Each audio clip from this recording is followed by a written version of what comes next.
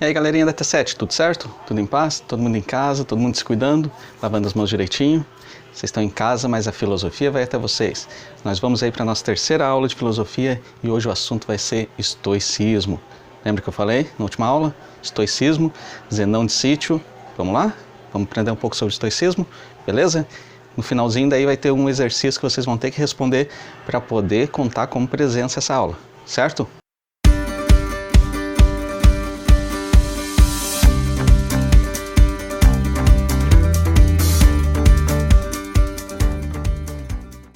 Então, vamos falar um pouco sobre estoicismo. Não é minha intenção aqui a gente falar tudo sobre estoicismo. É apenas um pontapé inicial para a gente conhecer um pouco dessa escola filosófica, que é uma das mais importantes e que vai influenciar enormemente o pensamento contemporâneo, o pensamento ocidental. Tá? Inclusive aí tendo influência no cristianismo. A gente vai ver isso mais para frente um pouquinho. Tá? O estoicismo ele surge na Grécia Antiga, ali no período helenístico, que é aquele período onde o pensamento grego começa a ser disseminado pelo mundo. O estoicismo ele pode ser dividido em três partes. Estoicismo antigo, estoicismo helenístico e estoicismo romano, também conhecido como estoicismo imperial. Tá? Primeiro, o estoicismo ele tem como principal representante o Zenão de Sítio, que é o primeiro dos estoicos. Tá? O estoicismo helenístico ele é representado pelo Cícero, que é um cônsul romano que vai escrever sobre esses estoicos antigos. Né? Os estoicos antigos eles não deixam nenhum escrito, né? E o Cícero é o cara que vai estar aí escrevendo sobre esses estoicos antigos. E o estoicismo imperial, nós vamos ter três principais representantes: o Sêneca, o Epicteto e o Marco Aurélio. Tá? A gente vai ver um pouquinho mais sobre cada um deles, porque esse período romano, esse período imperial, é o período mais importante do estoicismo. Em nossas aulas anteriores a gente estudou aí o sentido da filosofia, né? Por que da filosofia, como que ela surge e o que os primeiros filósofos eles tentavam buscar, o que eles tentavam compreender. Eles eram chamados de filósofos físicos, os filósofos da natureza. Eles tentavam compreender a função do mundo, compreender o universo, e cada um deles trouxe aí sua explicação. Os estoicos vão mais ou menos nessa linha de pensamento. A diferença é que eles fazem da filosofia algo mais prático, porque eles colocam o ser humano como fazendo parte desse universo. Esse universo que eles chamam de cosmos, né? Nas palavras de Cícero, o mundo é um ser animado dotado de consciência, inteligência e razão. Então, para os estoicos, o universo, esse cosmos, ele é dotado de consciência, é um ser vivo. Todos fazem parte desse cosmos. Todos os seres humanos, todos os seres da natureza, todo o universo é uma coisa só. Nesse sentido, o cosmos é harmonioso. Se ele é harmonioso, ele tem uma lógica, a lógica da criação, a lógica do ser, a lógica de que tudo é aquilo que deveria ser do jeito que é e por isso é justo e é bom. O universo ele é harmonioso, ele tem essa ordem, ele é justo e ele é bom. Todas as coisas têm o seu justo lugar no universo, e isso inclui os seres humanos. Uma das finalidades últimas da vida humana será encontrar o seu lugar no universo. O ser humano, então, ele precisa buscar o seu lugar no universo, ele precisa se encontrar nesse lugar, ele precisa fazer parte do universo para poder ter uma vida justa, uma vida real e uma vida boa. Tá? Os estoicos vão chamar isso aí de taraxia. O que é essa taraxia? É viver tranquilamente, viver em paz, viver dentro da harmonia do cosmos e viver uma vida feliz. Em última instância, a busca da felicidade é o objetivo máximo da filosofia. Ah, professor, mas então é fácil a gente ter uma vida boa, é só a gente encontrar esse lugar no universo e viver de forma bem tranquila. Não é tão simples, né? Os estoicos eles vão trazer uma série de manuais, uma série de regras para que a gente possa encontrar esse lugar no universo. Não é uma tarefa simples, não é uma tarefa fácil. E é isso que eles buscam trazer de ensinamento para os seres humanos. Essa busca pelo seu lugar no universo, pelo seu lugar no cosmos, tá? E entrar em harmonia com esse universo todo. Tá? Então, a gente pode pegar uma frase aqui do Schopenhauer: o destino é cruel e os homens são dignos de compaixão. Tá? Porque se a gente pensar um pouco sobre essa concepção de universo, o universo ele tem uma ordem que segue sempre e que a gente precisa se enquadrar nessa ordem. O universo é perfeito e ele segue uma engrenagem que vai triturando quem não se enquadra nessa máquina. Então, se esse mundo ele é ordenado, como que a gente pode viver em um mundo imprevisível e governado pelo acaso? Os estoicos aí vão trazer então essa série de recomendações, vão criar inclusive manuais de como viver bem. A gente vai ver um pouquinho depois sobre isso. Então, eles tinham 3 grandes objetivos aí. Evitar o hubris. O que é o hubris? O hubris seriam os excessos, seriam as paixões, seriam os exageros. Então o ser humano ele tinha que viver uma vida moderada, uma vida equilibrada para evitar os excessos. E isso é um dos ensinamentos do estoico. Outra coisa, é preciso se concentrar no presente. O estoicismo, eles negam o futuro, negam o passado, porque o passado fica algo extremamente melancólico, algo que a gente já viveu, algo que a gente não pode reviver. E se a gente ficar preso no passado, a gente não vive o presente. Assim como o futuro, a gente não pode se concentrar lá no futuro, lá na frente. A gente não pode ter, eles são bastante contra a esperança. É um detalhe importante aí. Os estoicos são presentes, eles querem viver o presente. A esperança, aquele futuro que está lá na frente, a eles não interessa. O importante é o dia de hoje. Muito comum a gente escutar isso aí nas palestras aí de autoajuda hoje em dia, Viva o hoje, viva o agora.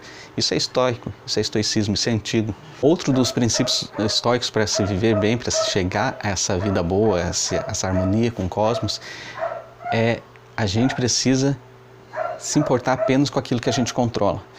Aquilo que está além do nosso controle, a gente não precisa se preocupar. A gente não tem que se preocupar com isso. A gente só se preocupa com aquilo que a gente pode controlar, que a gente pode influenciar, que a gente pode modificar. O que não está sob nosso controle, a gente ignora. A gente simplesmente ignora. Vamos ver então algumas máximas do estoicismo através de seus 3 principais representantes. O primeiro deles, o Epicteto. Esse cara ele nasceu escravo, ele era manco de uma perna e tinha tudo para dar errado na vida. Ele tinha sérios problemas aí físicos e sociais, já que era um escravo, e mesmo assim ele conseguiu superar tudo isso. Ele é o cara que vai falar essa questão a gente tem que se preocupar apenas com aquilo que a gente pode controlar, e aquilo que a gente não controla a gente ignora e segue a vida, segue o barco. Vamos ver o que ele diz aqui. Das coisas existentes, algumas são encargos nossos, outras não. São encargos nossos o juízo, o impulso, o desejo, a repulsa. Em suma, tudo quanto seja ação nossa. Não são encargos nossos o corpo, as posses, a reputação, os cargos públicos. Em suma, tudo que não seja ação nossa. Então é interessante que nessa fala do Epicteto ele demonstra ali aquilo que a gente pode controlar e aquilo que a gente não pode controlar. As nossas ações a gente pode controlar, mas tem muitas coisas que a gente não pode controlar. E essas coisas que a gente não pode controlar, a gente ignora. É interessante que ele coloca ali entre as coisas que a gente não pode controlar o corpo. As questões físicas aí do corpo, saúde, e no caso dele ali até as questões de deficiência física, que são impedimentos aí para uma vida boa, mas que a gente não pode controlar. Então, se a gente não pode controlar, isso não é, na verdade, um impedimento para uma vida boa. Está além do nosso poder. E se está além do nosso poder, a gente ignora, a gente só segue, a gente só faz aquilo que a gente consegue fazer, aquilo que está dentro do nosso controle, que são aí o juízo, o desejo, a repulsa, e as ações. Tudo isso faz parte do nosso controle e a gente segue. Agora vamos ver uma fala do Marco Aurélio. Marco Aurélio, que foi um imperador romano. Olha aí, a gente estava falando de um escravo romano, agora a gente está falando de um imperador romano. Para ver como o estoicismo ele engloba ali todas as classes sociais, todas as gentes, todos os tipos de pessoas. Então, indo do escravo para o imperador, o que diz o Marco Aurélio? Marco Aurélio diz: muitas vezes erra não apenas quem faz, mas também quem deixa de fazer alguma coisa. Muitas vezes erra não apenas aqueles que fazem, mas aqueles que deixam de fazer alguma coisa. Aí é a questão da ação no estoicismo.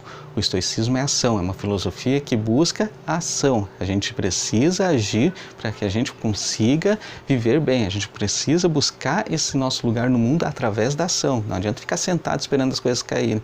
Não vai acontecer assim. O Marco Aurélio, imperador romano, diz isso. Vamos ver então o terceiro representante da escola estoica do Império Romano, essa parte do estoicismo romano, estoicismo imperial, que é o Sêneca. Sêneca, que foi um senador romano na época do imperador Nero. O imperador Nero era parceiro dele e depois no final da sua vida eles tiveram uma desavença, né? Mandou ele tomar um veneno, ele se suicidou, enfim, tudo em família, né? Como agiam os romanos. Mas vamos ver o que o Sêneca diz aí sobre o tempo, sobre a vida. Nos queixamos que o tempo voa, que os dias estão corridos, que já é final do ano e que o ano já acabou, que o tempo está passando muito rápido. Bom, na verdade o tempo sempre passou da mesma forma, nem muito rápido, nem muito devagar. O tempo é imutável, transcorre no mesmo ritmo desde sempre. O problema é a nossa percepção do tempo. Temos a sensação de que o tempo passa muito rápido, depois achamos que o tempo passa pouco, dizemos que a vida está muito corrida e que sobra pouco tempo livre para nós.